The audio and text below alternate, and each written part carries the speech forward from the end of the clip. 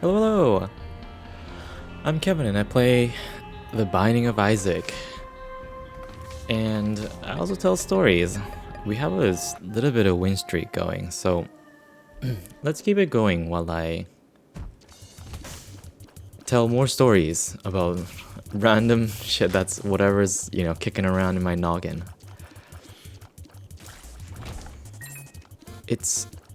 Dude. I woke up today, didn't even know if it was a Sunday or a Monday. I think,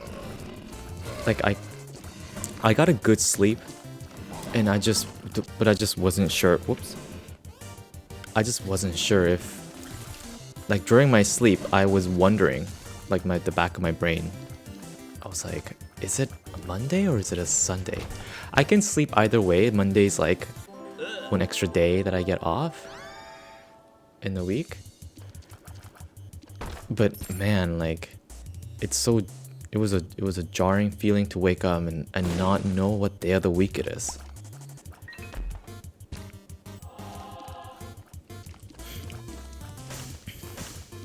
And okay. In my recent Japan trip, I went on a Japan trip last year, and one of the things that I got, one of the things that I brought back from Japan was a fish scaler. So maybe you see it in Japanese fish cooking videos. I watch a lot of those. But it's essentially like a handheld tool that it scrapes scales off of fish. And let me tell you, it is probably the best thing that I bought from Japan. I didn't buy a lot of things from Japan. That Japan trip wasn't, for me to splurge out on a bunch of gadgets and Japanese things. Oh, rip my damage. But that's the one thing that I bought, and my god, it's... Not that I use it every week, but whenever I use it, it's a pleasure. And it means that when I... Oh, come on. It means that when I buy fish, I don't have to worry about if it has scales or not. Because sometimes I have to get the fish, but then I get a fish fillet, and it has a bunch of freaking scales on it. And what am I supposed to do? Sometimes I just rip the skin off and I toss it. Or you can scale it with a fork or a spoon or the back of your knife, and it's just not great. Now the fish scaler, it's not a crazy development compared to a fork or the back of a kitchen knife. But it's much more efficient. I don't have to worry too much about whether the fish that I get has a bunch of scales on it or not. I'm much less worried about the scales on my fish, because in this day and age when everything's optimized, I have to take into fish, the time that it takes to scale a fish into account. Anyways, I eat a lot of... I try to eat fish every other week. Every other week I have some fish, either that's canned fish. I have trapped myself into a corner. Get me out. Whether that's canned fish, fresh fish. I don't have damage. No wonder it's taking forever. Oh my god.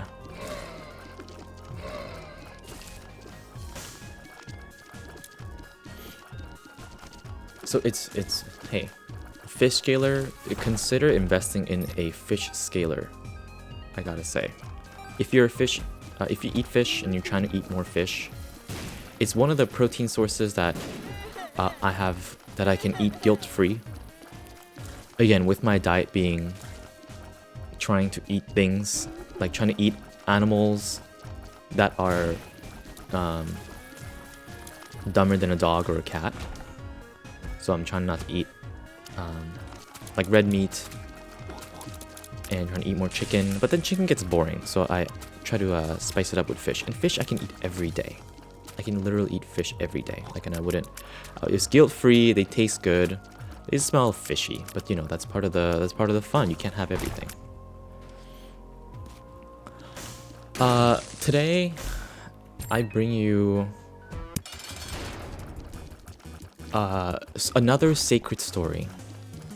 I think the last thing that I recorded was also like a sacred story. Last one was, if I can remember correctly, was the sacred beep story. This one is like not as sacred, it's just amusing. So living in Montreal, this is the first city that I heard that has what's called a gay village. And it's where all the gay people reside, and they just kind of like proliferate. Their streets, they have like a lot of rainbow things. I'm not like getting political about this. I'm just sharing my observations. And I have no judgments about them. They can live their life. Honestly, I do not care if they're gay, bi, like you're half robot. I do not care. Except... Okay, that sounds bad. I just don't want to be approached. So let me explain. So one time... the first time I was approached by a gay man, I was sitting at a Starbucks in Gay Village. I was just like studying. I had my laptop out. I was earbuds in, minding my own business, and then, I'm looking at my window. I'm drinking probably just a boring medium black coffee from Starbucks. It's just. I like Starbucks because they don't allow homeless people in there. I'm just gonna say it. And other cafes, other libraries, they just often just let homeless people chill around, and they have their shopping carts, oversized coats. When I'm studying, I want to have a space where there's not a lot of distractions.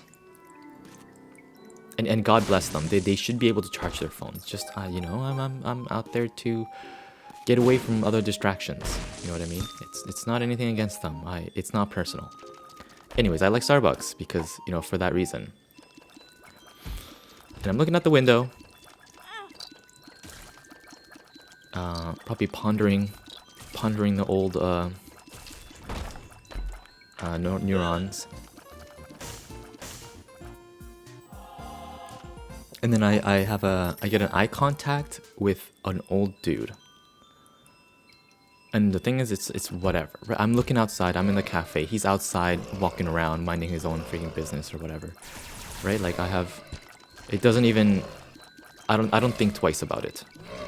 Oh my god.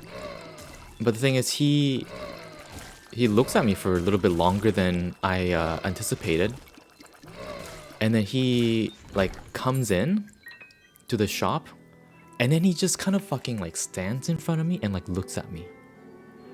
There's a chair in front of me, it's a table with two chairs facing each other.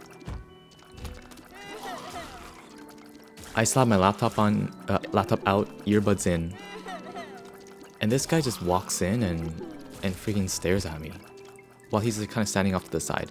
So I'm like, can I help you? It was super awkward, and this is an older gentleman. And honestly, it didn't even strike my mind. I didn't even know that I was in Gay Village. I know that gay people existed in this neighborhood, but I was not everyone's gay in here. And it's I did not foresee this coming. But then he just comes in the shop, doesn't even go to the counter to order anything. He just comes in and freaking looks at me, stares at me. And he knows that I don't speak a lot of French, so he just he's like, oh, do you what are you doing? I think it was a weekend. So he was like, "Oh, are you know, getting work done over the weekend?" And I'm like, "Yeah, you know what? Sure, whatever. Yeah, I'm just kind of going with it. Like, get out of here, man."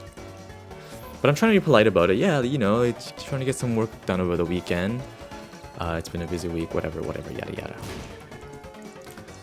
And then he just kind of keeps standing there, kind of making small talk, not really.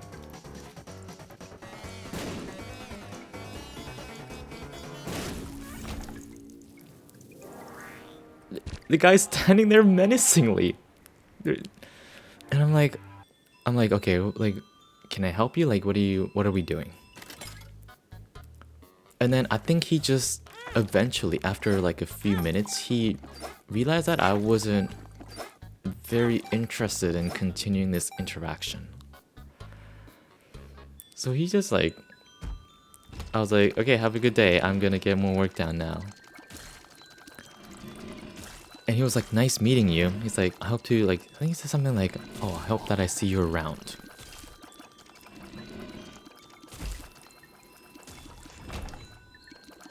And I don't know if he asked for my number or something like that, but it was such a,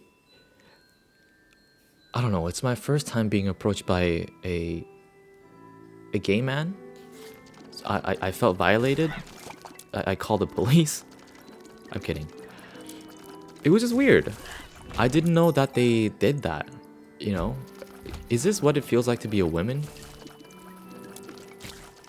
To be just like approached at a cafe, while I'm minding my own business. Is this the male privilege? To not go through this on a daily basis? It was the first time going through this, and it was a strange experience. A guy just approaching you, staring at you. Obviously, he like wants something out of you, because no one, you know, when someone approaches me, it's like, yeah, this guy wants something out of me, like whether it's my money, my attention, time, whatever. But this guy was like clearly a gay man, gay, like older gentleman, and I was like, I think I know what you're looking for, and sorry, this store does not sell that. It is.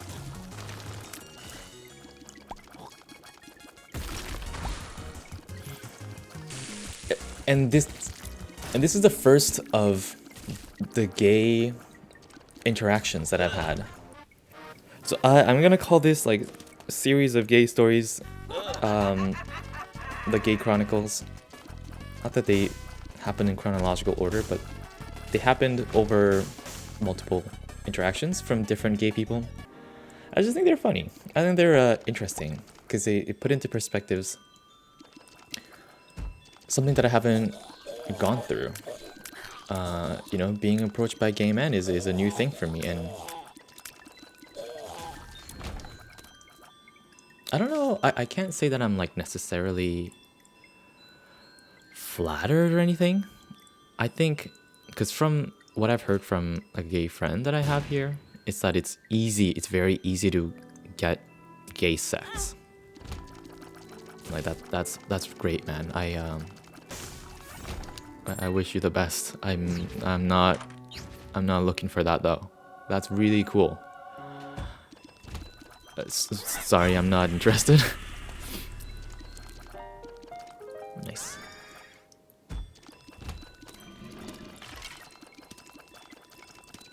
And so that was the first time. Oh, his name was Pierre. He was like, "Oh, my name is Pierre. What's your name?" And like that was a Starbucks gay man. I was like, "Oh, his name is Pierre."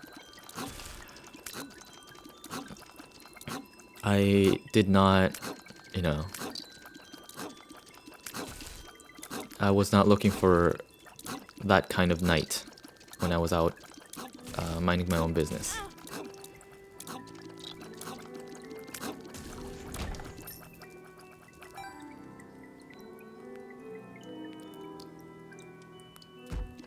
And the second gay interaction that I've had in Montreal, actually they've all happened in Montreal, so...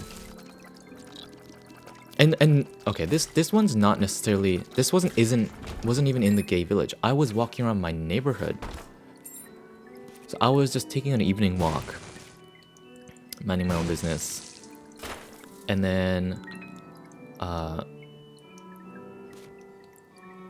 it was a lanky, taller black man.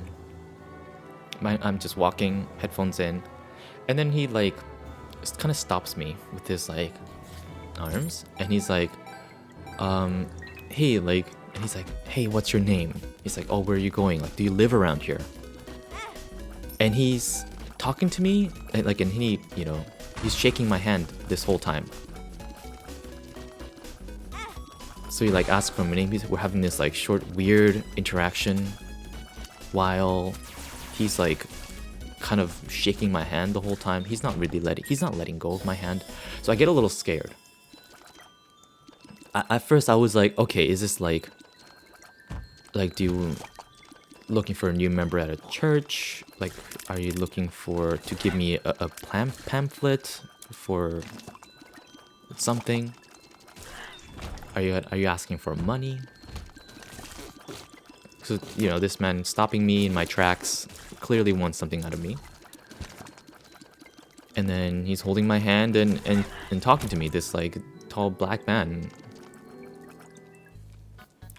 And eventually I get a little frightened. I'm like, and then I go like, okay, like, and I like kind of shake his hand out, and I'm like, what are we doing here? What do you want from me?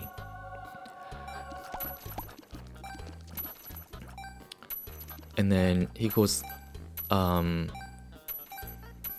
don't think he said it. He just like, he put his hands together, like left hand, making the O sign with his thumb and index finger, and like making the sex motion with his hands, essentially.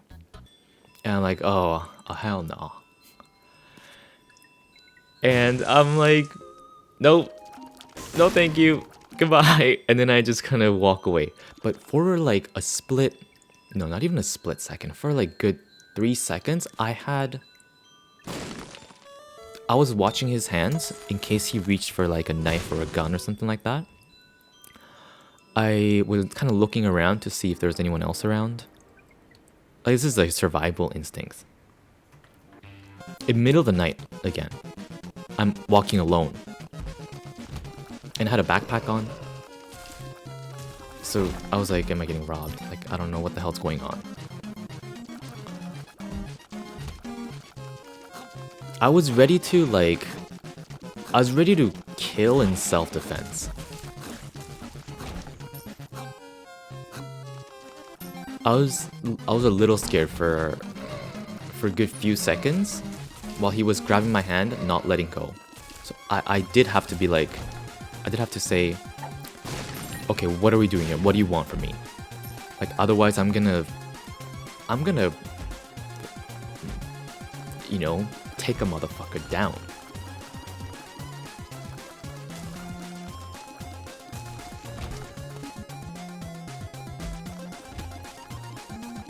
I'm a jujitsu white belt. I you don't want to mess with this.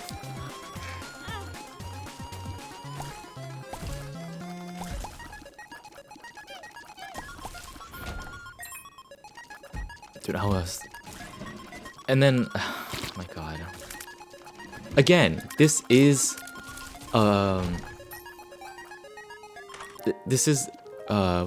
women simulator. I feel like this is what women go through every day. And it really, you know, ever since then I became a feminist, what can I say? And very homophobic. No, it's just like, no, I'm joking. It's just like, I really alone at, like, you're gonna be walking around at night approaching random men for soliciting gay sex? What happened to the good old days when I don't know, the good old days of gay people soliciting for sex? What happened to Grindr? Isn't that a big thing? Why can't you use Grindr? Like, why do you gotta be approaching random vulnerable, you know, small Asian men for sex?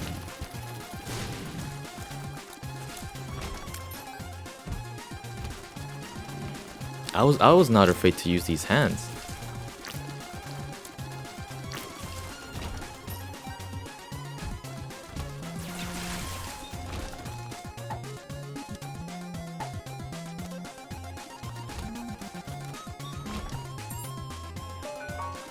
Oh, it's an XL. No wonder it's huge.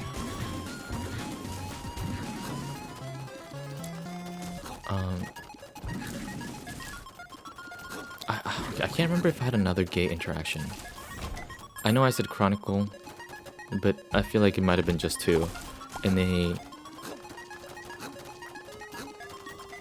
I don't know. I think we need to protect women from, like, men. If that is truly what they experience, like, regularly,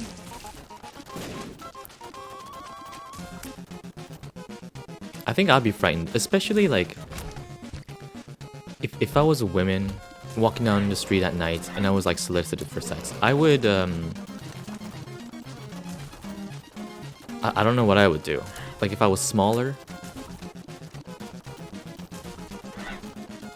or if I was like weaker and I was approached by like a bigger man, I don't know what I would do. Like, you know, you could scream for help, but like, I don't know, would it be... What if it's too late, you know what I mean? It's a frightening... It's a frightening experience.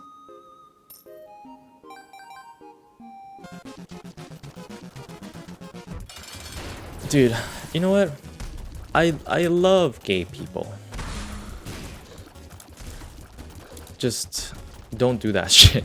It is not a gay thing either. I feel like it's men things. I've never been approached by women for sex. You know, where are the women shaking my hand for too long and then making sex gestures with their hands? I just want to know so I can avoid them.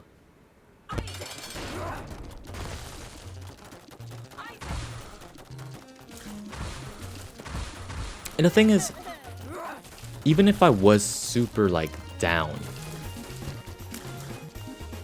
like let's say if I was gay and then, you know, I was super down, you know, like I'm feeling it, like I've had a dry spell. I would not be agreeing to sex from a random stranger that approaches me at night. That's a swift way to like get like ass tuberculosis, man. That's like oh man, I'm so hungry, but then there's like a sandwich outside on the ground. It's like, yes, I am hungry, but I'm not gonna be going for like whatever's the most convenient in front of me. If someone's soliciting for sex, I probably don't want to have sex with them.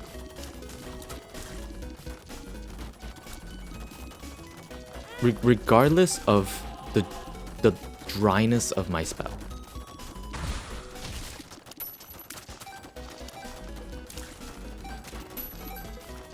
Unless like random weird like STI is like your kink, like, which is like, you know, stop it, like get some help. Having sex with complete random strangers at night by, you know, with whoever approaches you first is your kink. You know, what happens between two consenting adults is none of my business, but you, as a healthcare worker, I have the not the authority, but like obligation to be like, let's not do that, dog. Let's do something else. Hey, that's great you get your rocks off with the weirdest things that you know, that twist your fancy. But does it have to be that like risky? Can we have less risky intercourses? speaking as a health professional, like we don't gotta, like, you know, we sure, there's like treatments to HIV, but that doesn't give you the free reign to do whatever with your body. You gotta have limits. This is a message to that black man that approached me, or you know, other gay men that approach other gay looking men. It's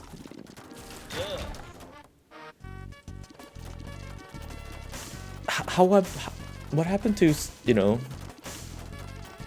safe sex practices?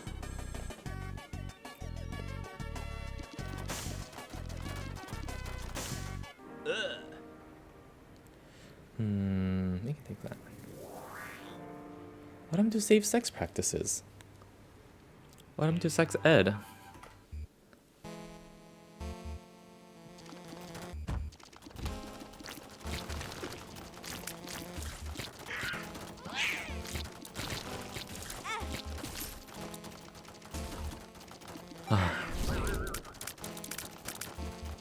And also, this brings into my question, like, if I look like a gay man, again, like 2 or 3 times, while in the few years that I've lived in Montreal,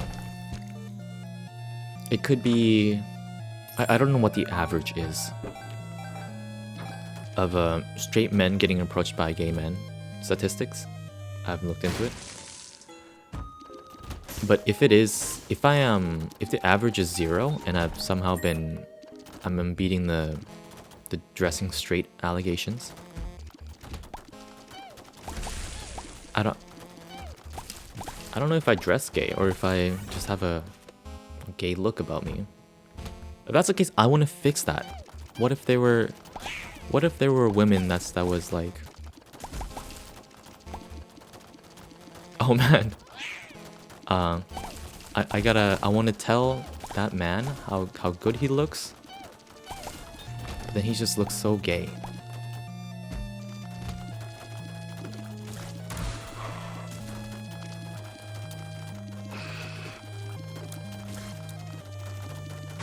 But the thing is, as a man that lives alone, even unsolicited invitations for intercourse is like a compliment. Not the compliment I was expecting. And I know that not all attention is good.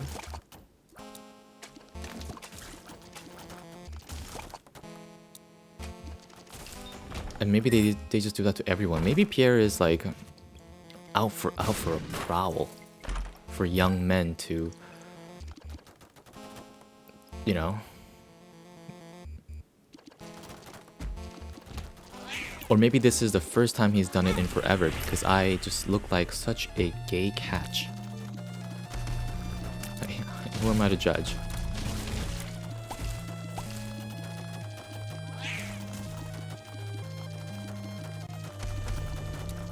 Actually, who am I to judge? I'm a health professional. Don't freaking do that shit. Don't go around soliciting random. You don't know what they've had. You don't know if they have, you know, a. You don't know if they have like a necrotic Pinot.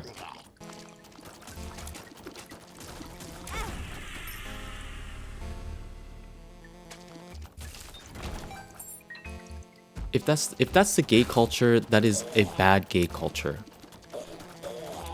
There is a way to, and I feel like saying that isn't homophobic. I think that is like, you know, God bless gay people. But I feel like saying, like, soliciting gay sex is a part of gay culture. I feel like that is homophobic. Now, I need to tread very carefully, you know, with a brand new episodic YouTube channel. I don't want to start off with a homophobic allegations.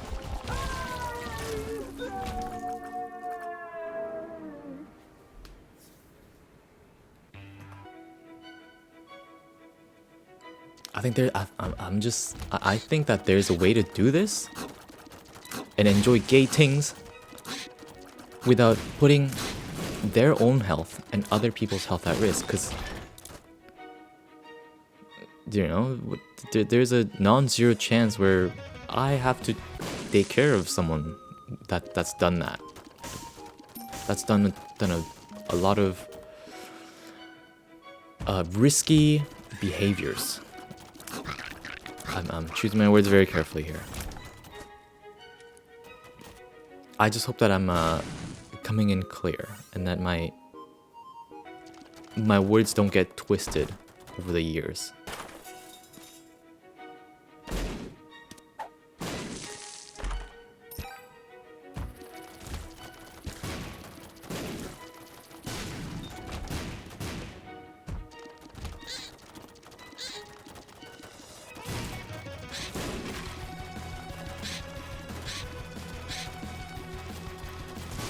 Okay, this run is kind of holding itself together. I do believe with my unsolicited approaches, I firmly believe that all women should have some sort of martial arts training. Just like anything, dog. I don't know if it's like I don't care if you're learning like anything from judo to Krav Maga to like, you know, a short stick. There's like a Filipino, I think, martial art that uses a short stick. I don't care. Just, you know, learn something so that when you're in you know, when you're in Pinor range, that you that you can that you know how to react, and at least buy yourself a little bit of time to get like someone else's attention that will be able to help you out a little bit better. You don't have to be a killing machine. You just have to be confident enough to, you know, when it comes to, you know, close quarter combat.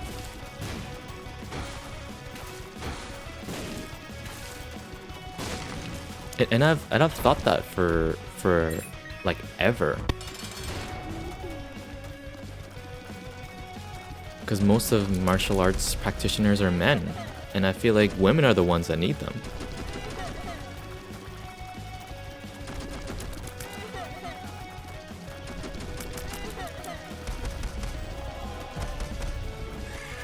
And okay, no, I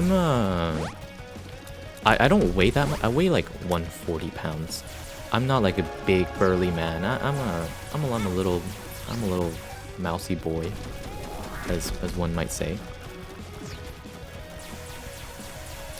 But I feel like I'm still okay to like walk around at night, because I feel like if someone grabs me, I feel like I'd be able to at least handle my own for like a few extra seconds, and that's all I need, right? I don't need to completely neutralize the target, fold them into a little pretzel, and wait for the police to arrive. That's not my goal. It's to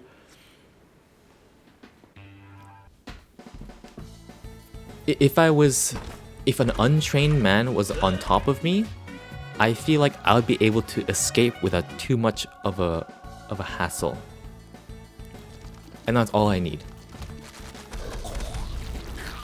And I think like this women should care about this more.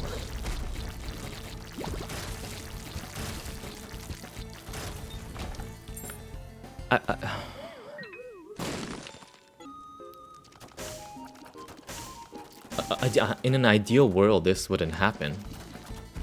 But we don't live in an ideal world now. So we gotta We get to put preventative measures.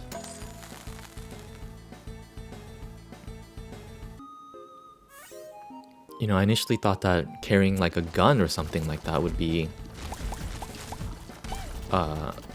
the best, because you don't need to learn a whole martial arts to defend yourself. But the thing is, the thing about carrying a gun for self-defense is that it could be used against you, you could misfire it, you know, it could jam.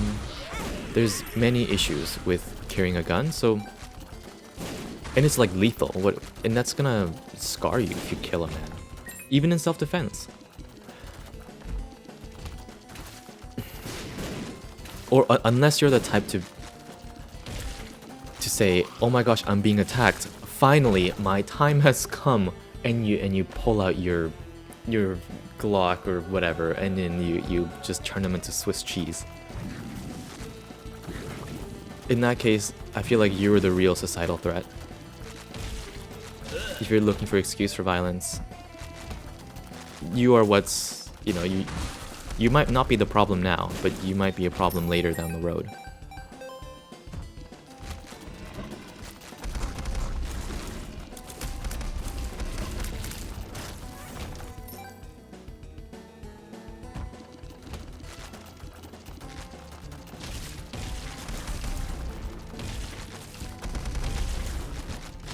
Is the game laggy? I don't know.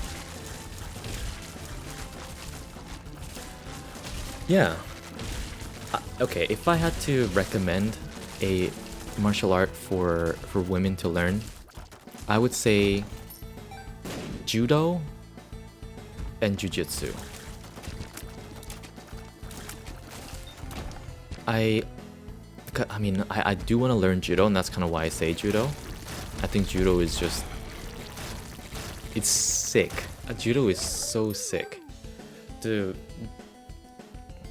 fact that you can like grab someone and just kind of toss them into the earth. You hit them with the freaking earth. And I think that's pretty hard to beat. If you're hitting someone with the earth. Of course there's like weight and whatever takes into account, but... Oh, notifications, hold on. What is that? I'm in the Discord. The Discord? Yeah, that's Harry texting me. Hold on, let me text back. Harry, no, you're a great kisser. I just don't... I think we should stay as friends. And sent. I'll reply in full later.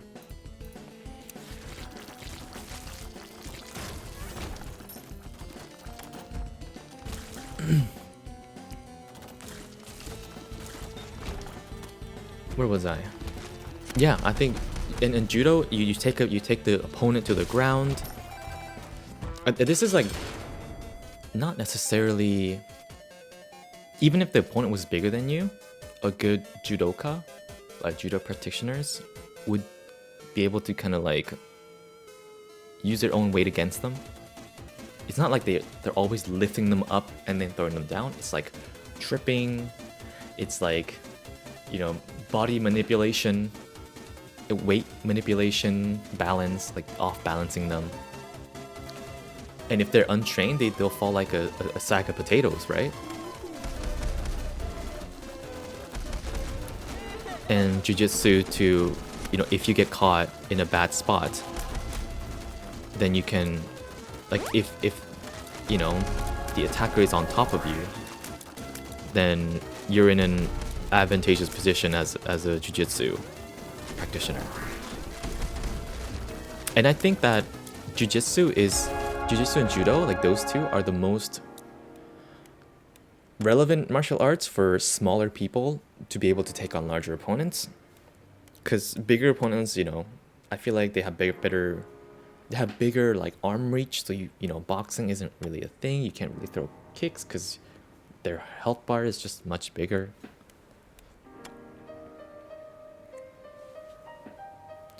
Self-defense, you know, like, in my opinion, I think judo and jiu-jitsu is pretty dang hard to beat.